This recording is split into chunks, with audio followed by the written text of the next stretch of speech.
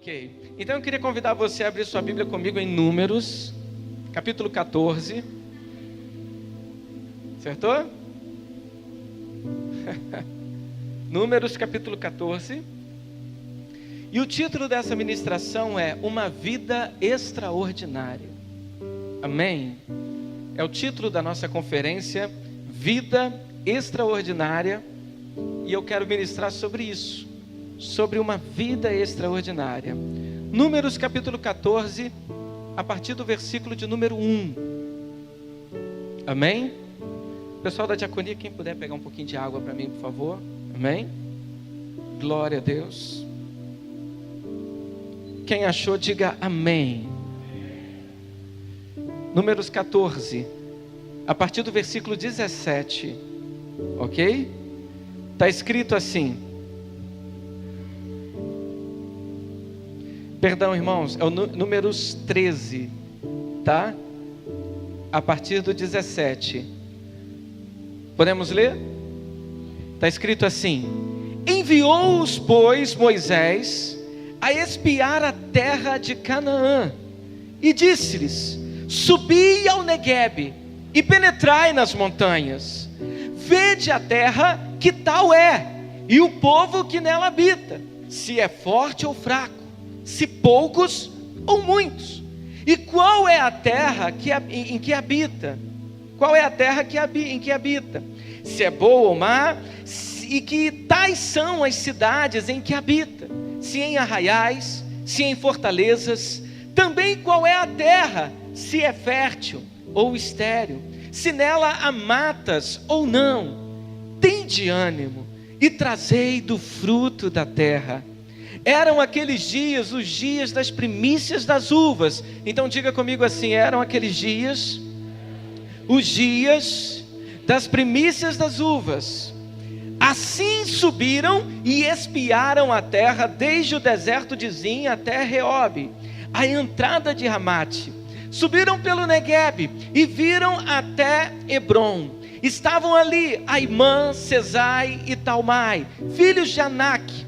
Hebrom foi edificada 7 anos antes de Zoan, no Egito. Versículo 23.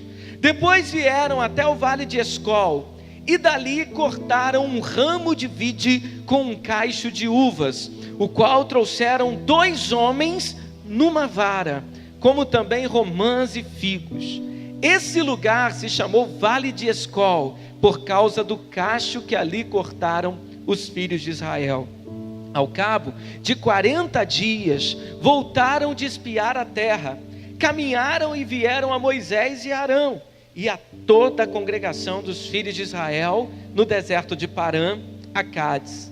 Deram-lhes conta, a eles e a toda a congregação, e mostraram-lhes o fruto da terra. Então diga comigo assim: mostraram-lhes. Não, diga como um vencedor, diga: e mostraram-lhes o fruto da terra. Relataram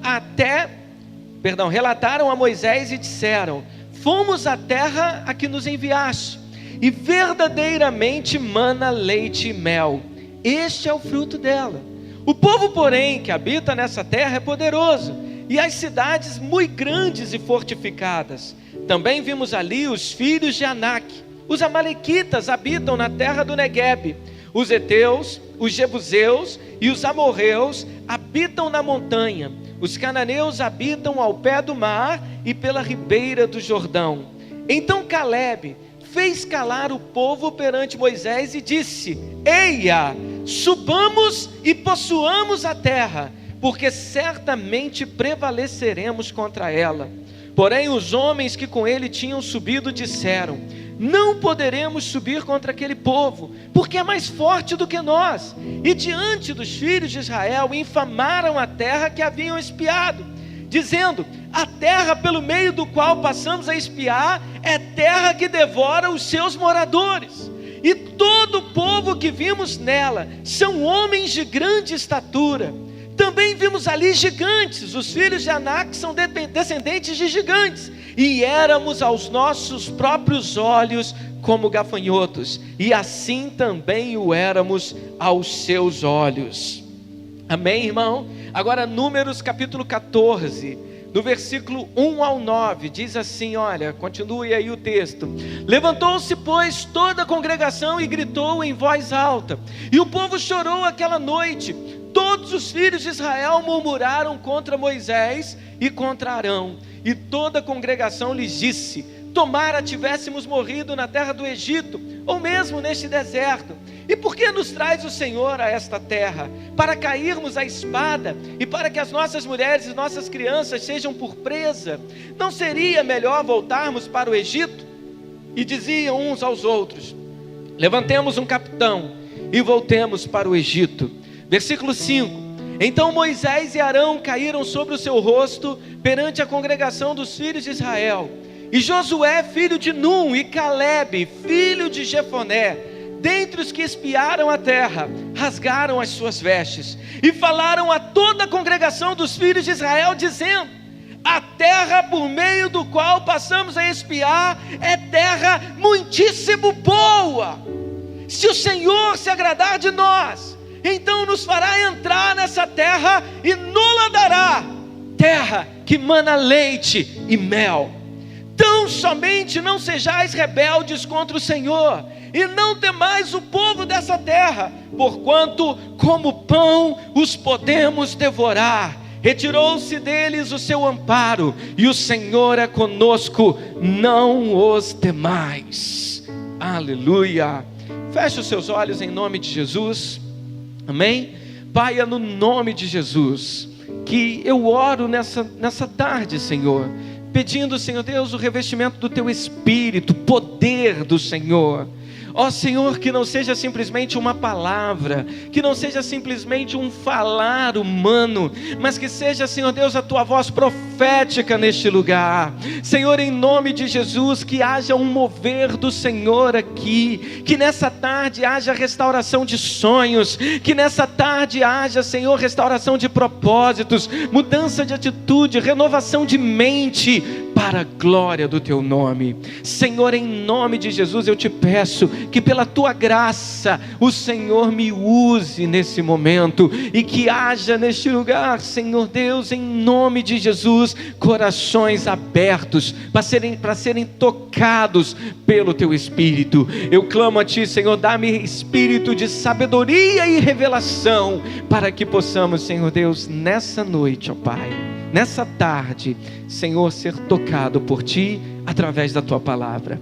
É a oração que faço no nome santo de Jesus. Amém e amém. Irmãos, vira para a pessoa que está do teu lado e diga assim: uma vida extraordinária. Diga como um vencedor, diga mais uma vez: uma vida extraordinária. Amém, amados. Quando nós estávamos aqui para fazer essa conferência, quando nós estávamos planejando, eu estava orando. Na verdade, foi um momento meu com Deus. Eu estava buscando sobre o que falar, sobre o que seria interessante estar ministrando para a igreja, qual seria um tema propício para a nossa conferência.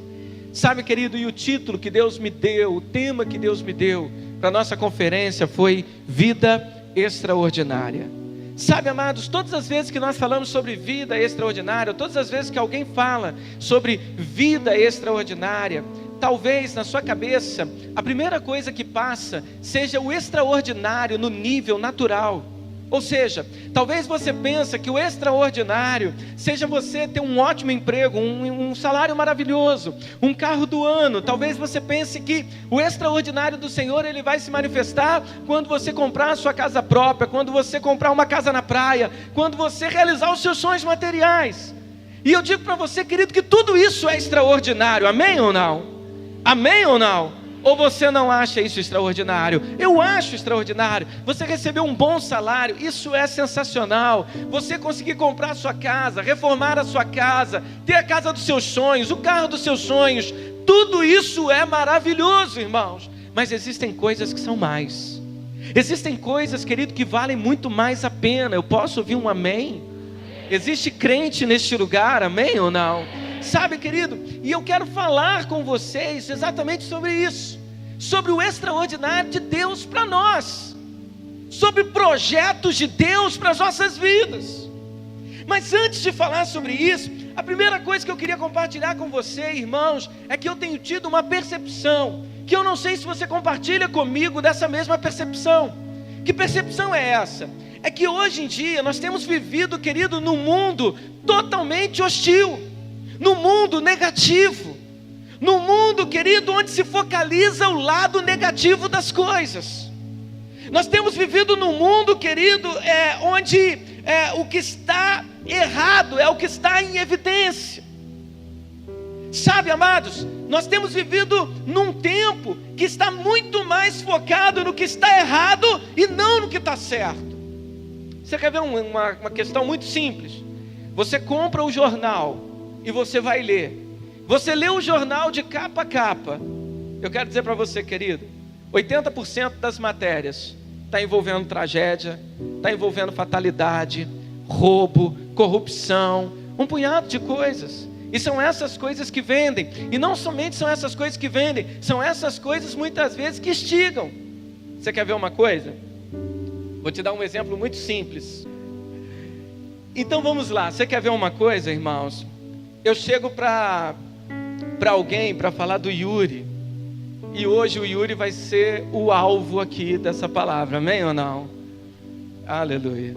Eu chego para alguém para falar do Yuri e falo assim, irmão, um exemplo, eu tenho algo muito jóia que aconteceu com o Yuri, eu tenho que falar com você. Você fala, amém, glória a Deus, quero saber. Mas se eu chegar para você e falar assim, você não sabe o que aconteceu com o Yuri.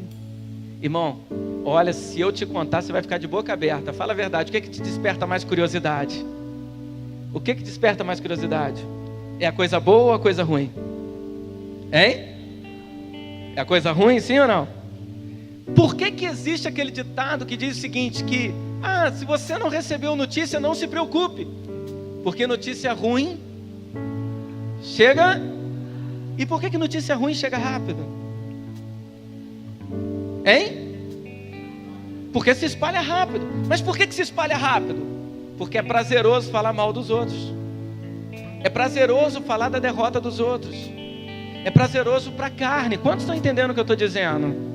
Sabe, irmãos? Então nós vivemos num mundo assim. Então, veja bem, devido a toda essa negatividade, devido a toda essa evidência do que é ruim, nós estamos cercados pela mediocridade. Sabe, irmãos, nós estamos cercados de pessoas que querem caminhar na média. E eu me lembro uma vez, querido, que num dos retiros espirituais que nós fizemos, bem no início, eu me lembro que eu fiz um apelo para os jovens e falei, se você quer ter uma vida com Deus diferente, vem aqui na frente. Alguns jovens vieram, outros ficaram lá atrás. E eu falei, eu não acredito que eu estou fazendo um convite para você ter uma vida melhor com Deus, e ainda tem gente lá atrás. Aí eu falei assim, se você quer continuar medíocre com Deus, então continue aí, mas aqueles que querem mais, venham. Aí acabou o retiro, vieram conversar comigo e falaram, pastor, você ofendeu os irmãos, você xingou. E eu falei, xinguei por quê? Que xingamento foi esse? Não, você chamou os irmãos de medíocre. Eu falei, querido, medíocre não é xingamento. Se alguém te chamar de medíocre, não está te xingando, apenas está dizendo que você é mediano. Está dizendo que você não é bom e nem ruim, você está na coluna do meio. Vou traduzir em miúdos. Você não é Vasco, que é bom, e nem Flamengo, que é ruim. Você é Botafogo ou Fluminense, alguma coisa assim. Quantos entenderam o que eu estou dizendo? Então, querido, devido a essa ênfase negativa, devido a essa mentalidade negativa, irmãos, nós estamos vivendo cercados de mediocridade, de pessoas que tendem à média. Sabe, querido, pessoas que estão fazendo somente o que é suficiente para ser aprovado. Você quer ver uma coisa? Na escola, a média é 6. O aluno bom, ele quer tirar quanto? 10. O aluno ruim, ele já sabe que está com nota vermelha. E o medíocre, estuda para tirar quanto? 6. Então, se você é um aluno que está fazendo somente o suficiente para ser aprovado, irmãos, você é medíocre, me desculpe. Ou você está com uma mentalidade medíocre. Você quer ver uma coisa? Se nós temos uma equipe de louvor aqui, aleluia, agora vai doer, irmão. Eu não sei porquê, mas eu estou com vontade de falar isso. Se eu tenho uma equipe de louvor aqui que só ensaia o suficiente para ficar mais ou menos, nós vamos ter uma equipe o quê? Medíocre. E não uma equipe boa. Se nós temos uma equipe de dança que só ensaia o suficiente, uns passinhos para lá, para cá, mas que não busca melhorar, que não quer aprender mais. Então nós vamos ter uma equipe de dança o quê? Medíocre. Se eu vou preparar uma palavra para pregar para você, e eu preparo para você uma palavra miojo, você sabe o que é a palavra miojo, a pregação miojo? É que demora 3 minutos para ficar pronto. Se eu vou preparar para você uma palavra miojo, então eu posso te dizer, irmão, que eu estou agindo e caminhando em mediocridade. Eu não estou assim dizendo que Deus não possa falar coisas de última hora. Deus pode sim. Deus pode trazer novidades, Deus pode mudar planos, Deus pode fazer tudo isso. Mas o problema é quando há uma mentalidade de mediocridade em mim. Você quer ver uma coisa? Lá no seu trabalho, o teu patrão chega para você e fala assim: olha, o seu trabalho é pegar essa folha e colocar aqui. E você só pega a folha e coloca aqui, pega a folha e coloca aqui, mas está cheio de lixo em volta. Você é incapaz de fazer algo mais. Você é incapaz de limpar. Você é incapaz de repente arrumar. Ou você coloca a folha de qualquer jeito. Você é um funcionário medíocre. Você é medíocre. Mas eu quero dizer algo para você, querido. Pro pior ainda que eu tenho para te dizer. Nós estamos vivendo nos tempos onde os crentes estão vivendo um cristianismo medíocre. Um cristianismo medíocre. Por quê? Porque é suficiente no culto de domingo e olhe lá. É verdade ou não é? Ah, eu vou no culto domingo, tal. Se não der, não deu, não vou. Mediocridade, vida espiritual medíocre. Não se propõe em fazer um curso, não se propõe em estudar, não se propõe em orar, não se propõe em ler a palavra, comprar um livro, melhorar. Então vivem uma vida espiritual medíocre. E qual é o problema? Ouça o que eu vou te dizer. Sabe qual que é o problema, irmão? Quantos estão comigo aqui nessa tarde? Digam amém. Quantos aqui querem dar um passo e sair da mediocridade? Digam glória a Deus. Sabe, irmão, eu quero dizer algo para você. Deus, Ele tem muito mais para nós. Não adianta a gente ficar fazendo uma proclamação de que é o ano do extraordinário. Não adianta fazer uma proclamação de que nós estamos vivendo uma vida extraordinária quando nós continuamos vivendo com os costumes medíocres. Uma visão medíocre. Mas eu quero dizer algo para você nessa tarde, irmão. Nós podemos ser diferentes. Nós podemos fazer mais. Nós podemos ir além. Só quem concorda comigo, diga aleluia. Mas para isso, querido, precisa haver um desejo ardente dentro do teu coração. Para isso precisa haver um desejo, querido, pulsante dentro de você. De modo, querido, que você vá contra a maioria pessimista. Sabe, irmão, o meu objetivo com essa palavra é fazer você jogar fora todo o pessimismo da sua vida. O meu objetivo com essa palavra é você jogar fora tudo aquilo que é negativo na tua mente. O meu objetivo com essa palavra é você parar de caminhar numa linha de mediocridade e começar a buscar alvos mais altos em Deus. Eu posso ouvir um glória a Deus? A palavra do Senhor diz em Romanos capítulo 12, no versículo 2, diz assim: e não vos conformeis com este mundo, mas transformai-vos pela renovação da vossa mente. Então diga assim, a palavra do Senhor. Não, diga como vencedor, diga a palavra do Senhor. Diga a palavra do Senhor me ensina a não me conformar com este mundo. Mas, diga, mas, para que eu seja transformado. Como que vem essa transformação? É pela renovação da minha. Então olha para o irmão que está do teu lado e diga assim: meu irmão, não, querido, quando eu falar para você dizer, para dizer como um pentecostal, diga: meu irmão, a mudança que você tanto busca, ela vai começar na sua mente. Posso ouvir um amém? A palavra de Deus diz isso. A mudança de comportamento, ela começa com a renovação da minha mente. Então eu estou dizendo para você, querido, nós estamos vivendo num mundo onde a mediocridade está sendo normal. Nós estamos vivendo num mundo onde as pessoas estão fazendo o que dá para o gasto.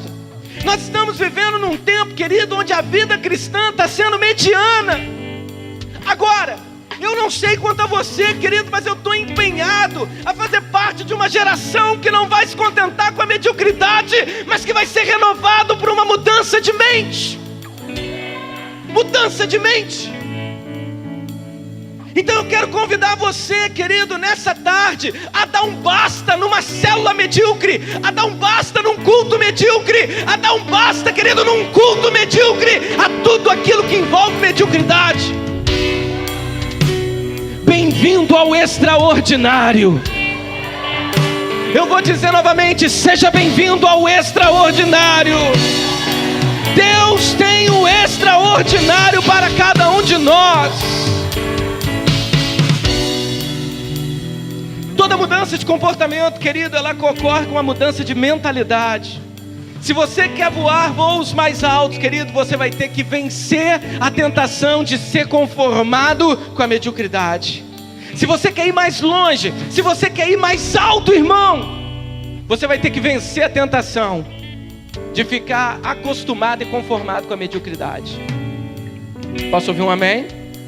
Posso ouvir um glória a Deus? Você está disposto a se posicionar contra a maioria, sim ou não? Só aqueles que estão dispostos a se posicionar contra a maioria, querido, faz barulho aí, dá um ai, ai, ai, ui, ui, ui, um glória a Deus, aleluia.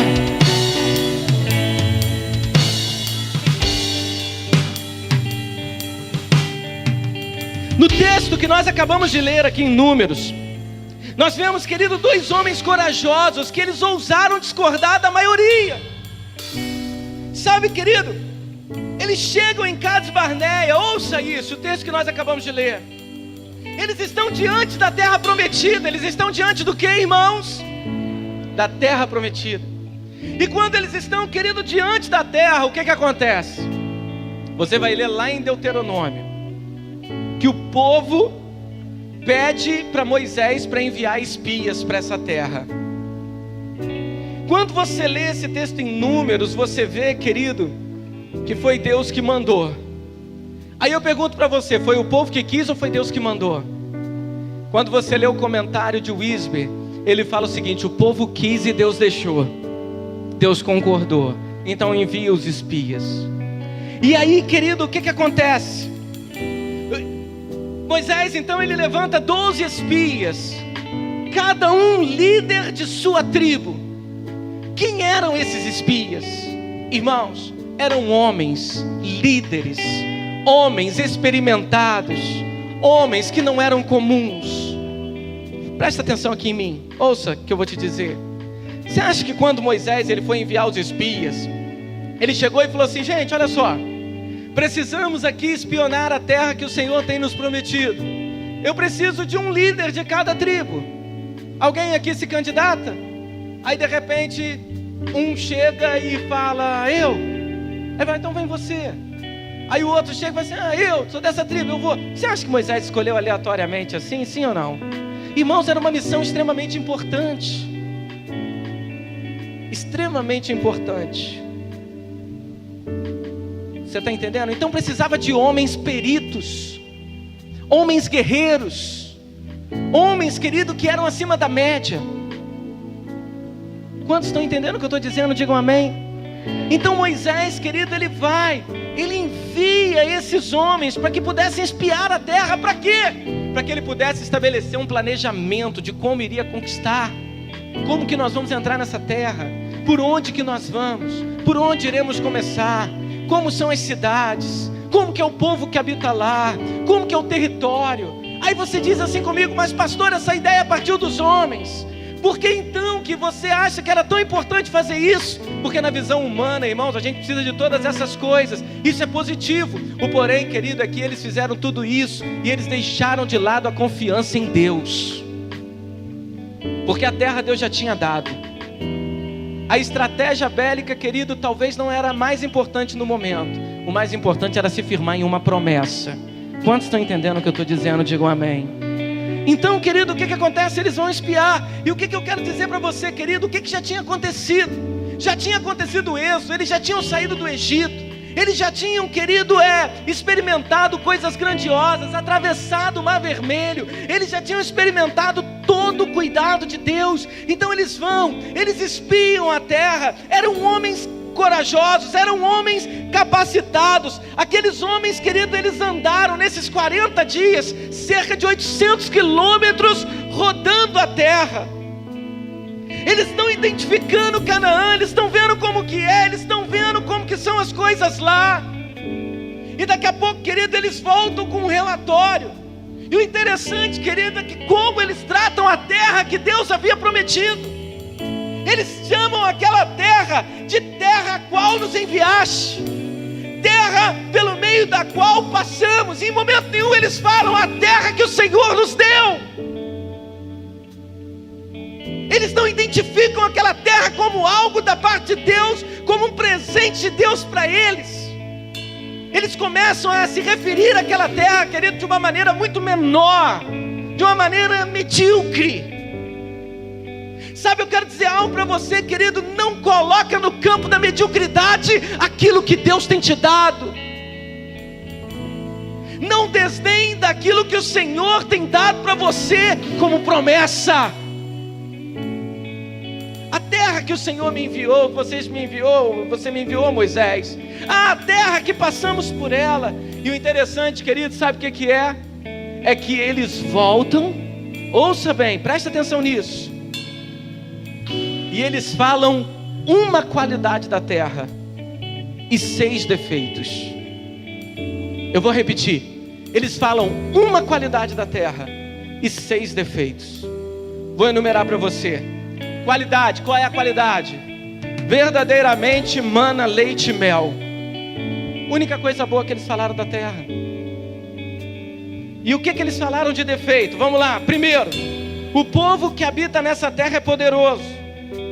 Segunda coisa, as cidades são muito grandes e fortificadas. Terceira coisa, vimos ali os filhos de Anak. Os amalequitas habitam na terra do Neguebe. Os heteus, os jebuseus, os amorreus habitam na montanha. Os cananeus habitam ao pé do mar e pela ribeira do Jordão. Ou seja, aquela terra tem gigante. O povo de lá é muito forte. Quarta coisa que eles falaram: não poderemos subir contra aquele povo, porque é muito mais forte do que nós. Quinto defeito que eles falaram da terra: terra que devora os seus moradores. Em sexto lugar, o povo que vimos nela são homens de grande estatura. Também vimos ali gigantes. Os filhos de Anak são descendentes de gigantes. E éramos aos nossos próprios olhos como gafanhotos, e assim também o éramos aos seus olhos. Então preste atenção, irmão, olhe para mim aqui, preste atenção. Deus promete uma terra para eles. Posso ouvir um amém? O povo estava escravo no Egito há muito tempo. Deus levanta Moisés liberta aquele povo do Egito. Eles atravessam o Mar Vermelho, eles passam por um punhado de coisas naquele deserto. Eles chegam em Cádiz Barneia. E quando eles chegam em Cádiz Barneia, querido, eles estão lá prestes a conquistar a terra. Eu acredito, querido, que a posição mais correta seria: se o Senhor nos deu, vamos entrar logo. Entendeu? Vamos rachar a canela desses cananeus e vamos conquistar essa terra. Quantos estão comigo aqui? Digam amém. Mas de repente lá em Deuteronômio diz que eles tiveram a ideia e disseram assim: não, ei gente, espera aí. É melhor a gente enviar os espias para ver como que é. É melhor a gente enviar alguns homens para olhar e trazer o relatório para nós. E de repente, querido, Moisés, ele levanta aqueles caras que eram ponta de flecha. Moisés levanta aqueles caras que eram os melhores, eu creio. Aqueles caras mais bem preparados, são esses que Moisés levanta. Os caras vão, os caras ficam 40 dias naquela terra. E quando chega, querido, só tem uma coisa boa para falar, e o resto é tudo defeito. Só fala de defeito. Você conhece gente assim, irmão? Você conhece? Sim ou não? Você chega para o irmão e fala assim: irmão, que culto glorioso, hein, Christian? Poderoso. Aí o Christian é um cara desse. Ele fala assim: o culto foi bom, mas o som estava alto. O pastor falou demais, eu acho que acabou tarde. Né? E ó, passei lá, a diaconia nem bom dia me deu, nem boa tarde. Sei não, fui comprar um salgadinho na cantina, estava frio. Meu Deus do céu, só tem defeito, irmão. Fala aí, como é que foi lá, Ricardo? Como é que tá lá? A viagem de lá para cá foi boa, sabe? Viemos até em 2 horas, num carro com ar-condicionado, direção hidráulica, família feliz, muito dinheiro no bolso. Ele veio com tudo isso, mas ele chega e fala: mas olha, não sei, o trânsito estava ruim, muito calor, tinha mosquito, tinha isso, tinha aquilo. Eu parei para comer um pastel, tinha um cabelo no meu pastel. Querido, só fala defeito. Tem gente que só valoriza defeito. Tem gente que só valoriza problema. E eu vou dizer para você, querido, gente que valoriza problema tem uma tendência à mediocridade. Ei, irmão, olhe para mim. Ei, eu não estou dizendo para você que você tem que ignorar problemas e viver como se eles não existissem. Mas quando eles, querido, assumem a pauta das suas declarações, tem algo errado. Tem algo errado. Olha para o irmão que está do teu lado e diga assim: meu irmão. Não, diga como vencedor, diga: meu irmão. Diga: meu irmão. Qual tem sido a tua proclamação? Defeitos ou qualidades? Você exalta o que é bom ou o que é ruim? O que você tem exaltado? O que você tem falado? Sabe, irmão, ouça o que eu vou te dizer, presta atenção. Tem gente que onde não existe defeito, ele arruma um para ter. É verdade ou não? Sim ou não? Arruma defeito. Ele sempre arruma um defeito. Sabe, querido, tudo bom, tudo perfeito, tudo maravilhoso, mas a pessoa exalta o defeito.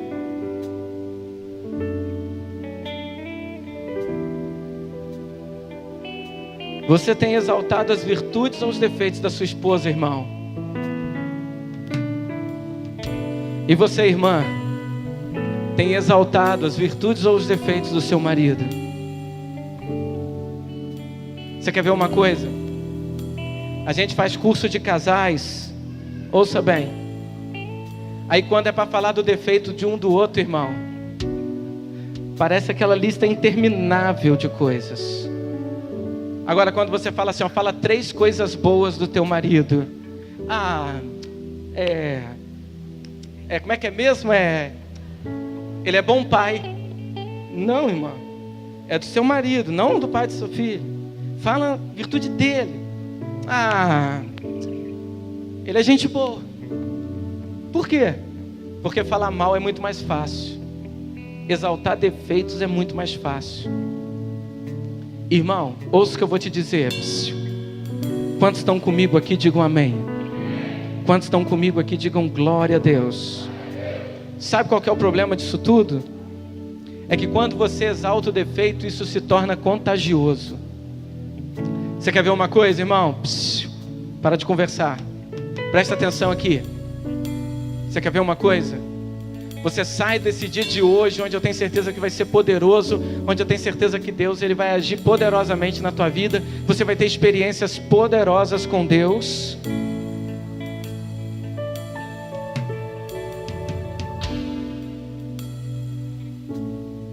Aí você chega para alguém e fala assim, nossa, essa conferência foi maravilhosa. Deus agiu poderosamente, foi glorioso, que dia glorioso, foi poderoso. Mas de repente um encontra e fala assim, eu achei meio mais ou menos. Aí o outro chega e fala assim, o ar estava muito gelado. Aí o outro chega e fala assim, eu não gostei lá do diácono de preto não, parece que está de luto, olha lá. Eu não gostei. Eu não fui bem recebido. Irmão, o que acontece? Aquele cara que estava todo animado, como é que ele começa a ficar? Desanimado. Ele começa a ver o que? Os defeitos. Quantos estão comigo, digam amém. Qual foi a consequência do relatório negativo? Sabe qual foi a consequência, irmão? A consequência foi que o desânimo se espalhou pelo acampamento. Então diga comigo assim, o desânimo se espalhou pelo acampamento. Diga assim, a dúvida. Diga como vencedor, diga, a dúvida se transformou em incredulidade. Diga comigo, a incredulidade se transformou em rebelião. E aí o que acontece? Números capítulo 14, no versículo 11. Deus decide dar um juízo sobre aquele povo, trazer juízo. E olha o que disse. Disse o Senhor a Moisés: até quando me provocará este povo? E até quando não crerá em mim, a despeito de todos os sinais que fiz no meio dele? Com pestilência os ferirei, e o deserdarei, e farei de ti povo maior e mais forte que este. Então o que Deus faz? Ouça bem. Deus chega e fala assim: olha, esse povo está vindo contra mim. Eu tenho prometido melhor, eu tenho dado melhor, eu tenho livrado esse povo de tudo. Só que esse povo é rebelde, Moisés. Eu vou matar todo mundo, e eu vou levantar um novo povo, uma nova nação maior. Moisés começa a interceder por aquele povo. Moisés começa a falar: não, Senhor, não faça isso. Lembra-te da tua aliança, os teus grandes feitos no Egito. Então Deus chega no versículo 20 e fala assim: olha, tornou-lhe o Senhor, segundo a tua palavra, eu lhe perdoei. Ou seja, eu vou perdoar esse povo, Moisés, porque você está orando, porque você está pedindo por ele. Porém, ouça bem, Moisés, tão certo como eu vivo, e como toda a terra se encherá da glória do Senhor, nenhum dos homens que, tendo visto a minha glória e os prodígios que fiz no Egito e no deserto, todavia me puseram à prova, já 10 vezes, e não obedeceram a minha voz, nenhum deles verá a terra que sob juramento prometi a seus pais. Sim, nenhum daqueles homens que me desprezaram haverá. Porém, o meu servo Caleb, visto que nele houve outro espírito, diga comigo, outro espírito. Não, diga como vencedor, diga outro espírito. E perseverou em seguir-me, eu farei entrar na terra que espiou, e a sua descendência a possuirá. Então, irmão, olhe para mim. Deixa eu dizer algo para você. Deus chega para Moisés e fala assim: Moisés, eu vou acabar com esse povo. Então Moisés ora. Moisés fala assim: não acaba com o povo, Senhor. O Senhor tem promessas para esse povo. Eu sei que esse povo é rebelde, eu sei que esse povo é medíocre, eu sei que esse povo é reclamão, eu sei que esse povo é problemático. Não acaba com ele. Então Deus chega e fala assim: olha, Moisés, eu vou perdoar esse povo por causa da sua oração. Mas eu estou falando uma coisa: tão certo como eu vivo, nenhum deles vai entrar na terra. Nenhum deles vai entrar na terra que sob juramento eu prometi para os seus pais. Então observe o que eu vou te dizer, querido. A mediocridade daqueles 10 espias contagiou toda uma nação. A mediocridade daqueles 10 espias contagiou todo um povo e sentenciou aquele povo a morrer no deserto. Eu quero dizer algo para você, querido. A mediocridade, ela não te deixa sair do deserto. Mediocridade te faz morrer no deserto. Mediocridade, querido, não te deixa avançar. Mediocridade não te deixa chegar onde Deus tem para você. Então eu quero convidar você nesse dia de hoje, querido, a dar um chute, a lançar fora, a se despojar de toda a mediocridade que possa haver na sua vida e procurar o extraordinário de Deus. Sabe, querido, Deus então chega para eles e fala assim: Moisés, esse povo não vai entrar. Só 2 é que vão entrar nessa terra. Quantos irmãos? Caleb e Josué. Mas por que eles entraram? Porque Deus falou o seguinte: eu vi neles um espírito diferente. Havia neles um espírito diferente. Diga comigo assim: havia neles um espírito diferente. Sabe, querido, o que é um espírito diferente? É uma postura diferente. Havia neles uma mentalidade diferente que os habilitou a desfrutar das promessas. E eu quero falar para você sobre as características de um espírito diferente. Eu quero falar para você, querido, o que alguém que tem um espírito diferente tem. A primeira coisa que uma pessoa que tem um espírito diferente tem. A pessoa que tem um espírito diferente, ou seja, um espírito extraordinário, é um espírito de visão corajosa. Diga comigo assim: é um espírito de visão corajosa. Sabe, querido, visão é a capacidade de ver acima e além da maioria. Ou seja, é onde todo mundo está vendo o problema. Aquele que tem visão corajosa vê solução. Sabe, querido, é onde todo mundo está vendo impossibilidade. Aquele que tem visão corajosa vê promessa. Sabe, aonde todo mundo está pensando em desistir, aquele que tem visão corajosa, ele firme o pé e diz: se o Senhor me deu essa terra, daqui eu não saio, daqui eu não saio.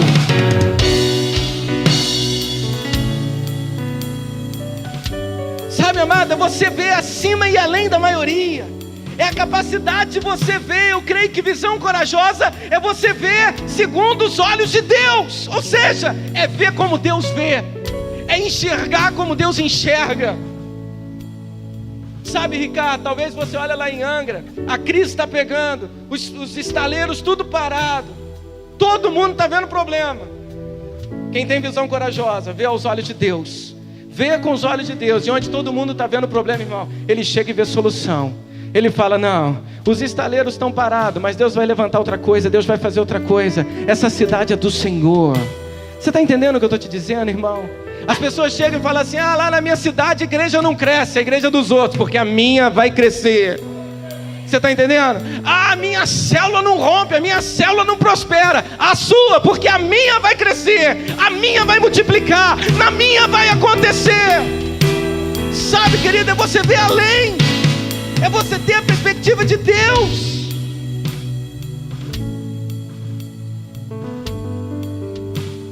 Sabe, querido, muitas vezes nós estamos vendo as coisas não como elas são, e sim como nós somos. Ou seja, todo cara que é medíocre, ele vê mediocridade nas coisas. Você está entendendo? Toda pessoa que é medíocre, ela vê impossibilidade. Toda pessoa que é medíocre, ela olha e ela acha que não vai conseguir, ela acha que não vai dar certo, ela acha que não é bom. Por quê? Porque ela está olhando como ela é. Quem quer viver o extraordinário? É preciso visão. Visão é a habilidade de você ver a presença de Deus e perceber os planos de Deus apesar dos obstáculos. Quando você tem visão, sabe, querido, a tua visão ela vai interferir na tua atitude. Você vai agir de acordo com a tua visão. Eu posso ouvir um amém? De acordo com a visão que você tem. Sabe, a sua atitude passa a ser otimista e não pessimista. Sabe, querido, você não é como se fosse uma fantasia, você ignorar problemas. Não, os problemas existem, mas Deus é maior. Sabe, querido, as lutas existem, mas Deus é poderoso. Sabe, o inimigo tem se levantado, eles são fortes, tem gigantes lá. Não é para você ignorar os gigantes que estão na terra. Não é para você fingir que eles não existem, não é nada disso. Os gigantes que estão lá, eles existem sim. Mas se Deus é por nós, querido, quem será contra nós? É essa que é a visão extraordinária, uma visão corajosa. Sabe, querido, aquela pessoa que tem uma visão corajosa, ouça isso. Quando surge uma situação, um problema, em que você sente, querido, que a luta é tão grande, o problema é tão grande, parece que alguém te puxou o tapete e você ficou completamente perdido. Parece que veio um tsunami de problema em cima de você. A pessoa que tem uma visão corajosa, a pessoa que tem uma visão extraordinária, ela não levanta a mão e diz: socorro, socorro, não. Ela levanta a mão e diz: Senhor, até aqui eu fui, mas agora é com o Senhor, agora é com o Senhor. Chegou a hora do Senhor agir, porque eu não tenho mais o que fazer. Sabe, querido, visão corajosa é a visão que Davi teve. Davi, ele vai lá encontrar com seus irmãos, amando do seu pai, para levar queijo, para levar frutas, para levar algumas coisas e mandar notícia para o pai dos irmãos que estavam no campo de guerra. Quando ele chega lá, querido, ele vê um gigante filisteu desafiando o povo. Ele vê um gigante afrontando o povo. E como que estava o exército amedrontado? Como é que estava o rei dentro de uma tenda com medo, pessimista, medíocre? Davi então, querido, ele chega e fala: ei, por que vocês estão com tanto medo assim? Por quê? Quem é este incircunciso filisteu para desafiar o exército do Deus vivo? Um menino, um adolescente que tinha uma visão corajosa, enquanto que um exército de soldados e um rei caminhando na mediocridade. Davi era extraordinário porque tinha uma visão. Davi não era super-homem. Talvez você ache que quem tem visão extraordinária, a gente está falando de super-homem. Não, não é. Não é questão de ser super-homem, super-herói, não é nada disso. É uma questão de você estar como o apóstolo Paulo, quando ele diz: eu sei em quem eu tenho crido. É isso que é. Sabe, irmãos, Josué e Caleb, eles voltaram. Eles viram os mesmos obstáculos que aqueles 10 espias viram. Mas a diferença é que aqueles 10 espias falaram: nós vamos morrer, eles vão acabar com a gente. Josué e Caleb, eles falam: ei, nós somos capazes de vencer. Como é que você tem reagido, irmão, diante das dificuldades da tua vida? Como é que você tem reagido diante dos problemas que tem te afrontado? Como é que você tem reagido, querido, diante das lutas que tem vindo contra a tua célula, contra o teu ministério, contra a tua igreja? Como é que você tem reagido? Como é que você tem falado? Talvez você fale: eu vou desistir, eu vou parar, eu vou morrer, não dá certo, eu não sei o que vai ser de mim. Para com isso! Toma uma postura. Se o Senhor é por nós, quem será contra nós? Maior é o que está em mim do que o que está nesse mundo. Em Cristo Jesus eu sou mais do que vencedor. Eu sou mais do que vencedor. Eia! Subamos e possuamos a terra que o Senhor nos prometeu. Essa é uma postura extraordinária. Em segundo lugar, querido, um espírito extraordinário é um espírito de fé e determinação. Diga comigo assim: fé. Não, diga mais alto. Diga fé e determinação. Olha para o irmão que está do teu lado e diga assim: fé e determinação. Mas determinação, diga, determinação é o segundo passo. Porque determinação, querido, é fé a longo prazo. Amém ou não? Olha para o irmão que está do seu lado e diga assim: determinação é fé a longo prazo. O que é isso? Determinação é quando você tem uma promessa. Quantos aqui tem promessas? Não, eu vou perguntar novamente: quantos aqui tem promessas? Amém, irmão? E aí, querido, você recebe uma promessa. Qual é a nossa questão? A gente espera que a promessa seja como? Imediata. Agora. É assim ou não é? Deus chega para você e fala assim: deixa eu ver. Olha para o Kelsinho e fala assim: olha, eis que a tua varoa está chegando. O que ele pensa? É hoje. Não pensa isso? Ele vai pensar o quê? É agora. Quando Deus te prometeu a tua varoa, o que você pensou? É hoje. Quanto tempo demorou? Uns 7, 8 anos, não foi? Você deu trabalho para Deus, fala a verdade. Deu trabalho.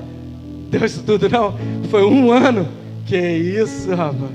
Não, você não deu muito trabalho para Deus, não? Kelsinho está dando mais. Kelsinho, há quanto tempo você está esperando a sua promessa, filha?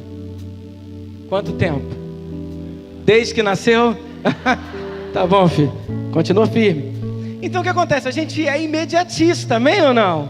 Vocês estão entendendo, amém ou não? Porque Deus promete algo e a gente quer o quê? Agora. A gente quer o quê? Já. Deus chega para você, Júlio, e fala assim: aquele areal inteiro eu vou te entregar. O que você pensa? Domingo que vem o culto está lotado. Aí chega lá, o culto está vazio. Aí ele fala: o que aconteceu? Aí no outro domingo, o que acontece? Está vazio de novo. E no outro domingo, vazio de novo. Aí o que ele começa a pensar, irmão? Eu acho que aquele profeta estava na carne. Essa promessa não existe. É assim ou não é, irmão? Aquela fé que ele recebeu, ouça bem, quando ele recebeu a promessa, parece que ela começa a ir embora. Por quê? Porque a promessa o que? Está demorando. Então o que é a determinação, Júlio? Determinação é fé a longo prazo. Está demorando, mas se o Senhor prometeu, Ele vai cumprir. Você está entendendo? Isso é determinação. Está difícil, está complicado, mas Ele vai fazer, porque Ele prometeu.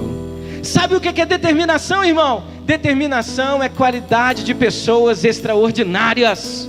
Determinação é a decisão de insistir ao invés de desistir. Determinação é a decisão de permanecer no posto. É você permanecer firme, ainda que o processo esteja duro demais. Determinação, querido, é você se agarrar numa posição e não desistir dela, não esmorecer nas suas convicções, mesmo que o caminho esteja muito difícil. Isso é determinação.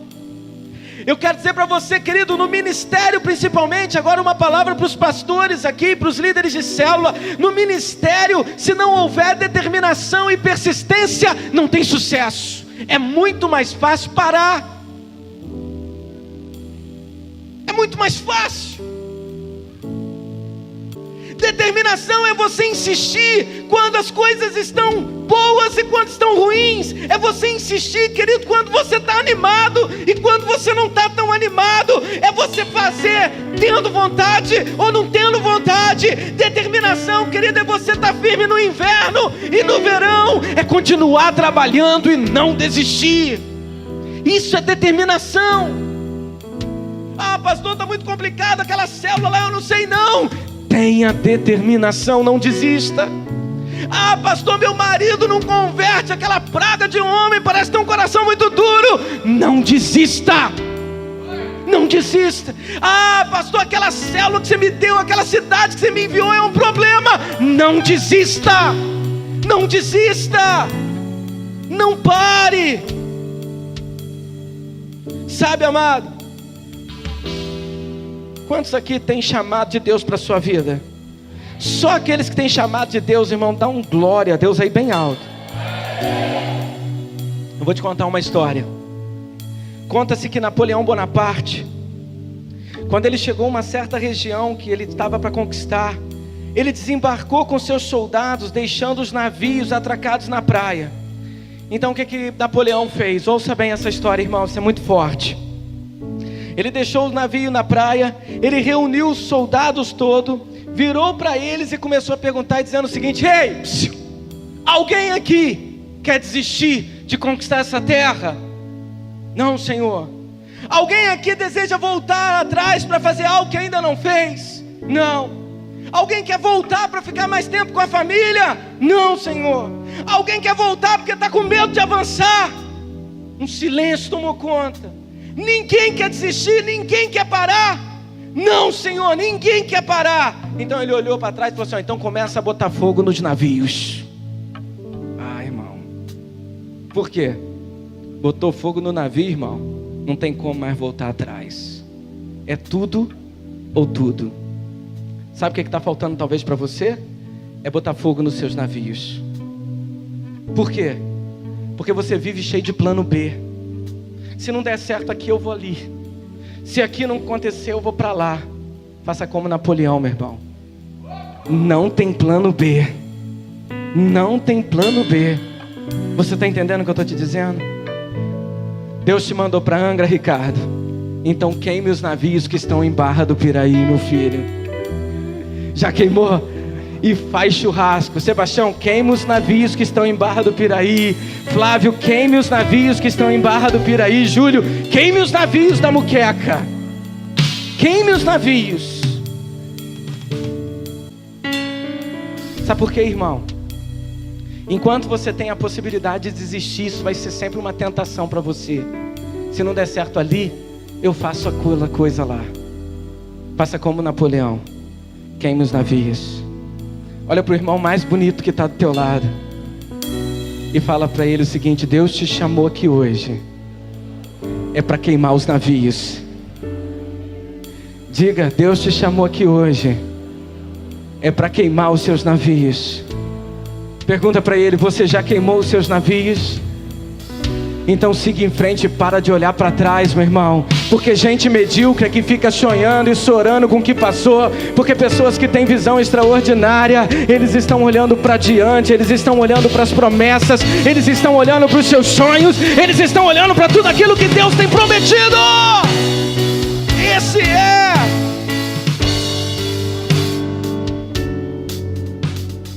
Pergunta para o irmão que está do teu lado: você quer voltar atrás? Quer desistir? Quer, meu filho? Quer desistir? Bonitão, quer desistir? Não? Se preocupa não, irmão. Eu brinco com ele assim, é porque eu amo demais. Tá certo? Eu só brinco assim com quem eu amo, não é, Yuri? Se você falar que não também, né? Eu te amo. E em terceiro lugar, irmãos, um espírito extraordinário é um espírito sonhador. Aleluia. Sonhar, irmão, é viver. Quem não sonha já morreu. Você tem sonhos? Sabe, irmão, quem não alimenta sonhos está sem rumo na vida, está perdido. Você precisa ter um alvo a seguir. Você precisa ter uma causa pela qual você esteja disposto a lutar, viver e morrer por ela. Sabe, irmãos, nós não podemos desistir dos nossos sonhos pelo fato de existir conspirações contra eles, problemas, dificuldades. Não desista. Sabe, há muitos destruidores de sonhos ao longo da nossa jornada. Mas Deus não chamou a gente para olhar para os obstáculos, não, mas para prosseguir apesar dos obstáculos. Deus não te chamou para fugir dos gigantes, mas para enfrentá-los e vencê-los. Ouça o que eu vou te dizer, olha para mim. Jamais permita que os pessimistas encham seus olhos de escuridão. Ah, pastor, mas está muito difícil. Eu quero te dizer uma coisa: William Carey, ou William Carey, um grande missionário, ele fez missões na Índia. Fez missões onde, irmãos? Onde? Ele teve que esperar 7 anos para batizar o primeiro indiano. 7 anos para batizar a primeira vida. Adoniram Judson, na Birmânia, ele estava fazendo a obra do Senhor na Birmânia. Ouça isso. Demorou 7 anos e meio para converter a primeira pessoa. Fala a verdade, você já tinha desistido, não já? Sim ou não?